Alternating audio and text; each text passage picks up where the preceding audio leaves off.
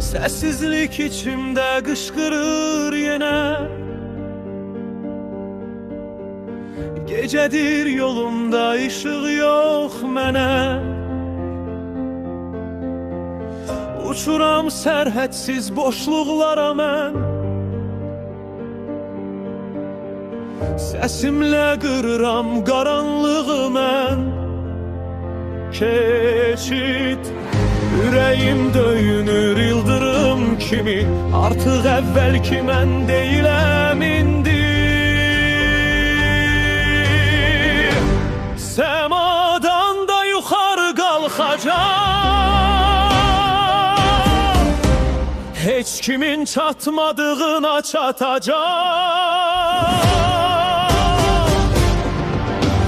Səsim alov kimi yanacaq, İçimdəki qaranlıq yanacaq. Qışqıracam bütün dünyaya, sındıracam bu səssiz havanı.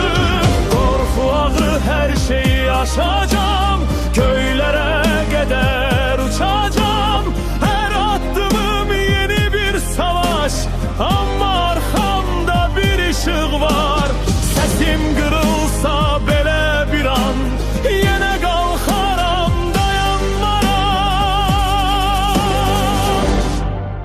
Uçuram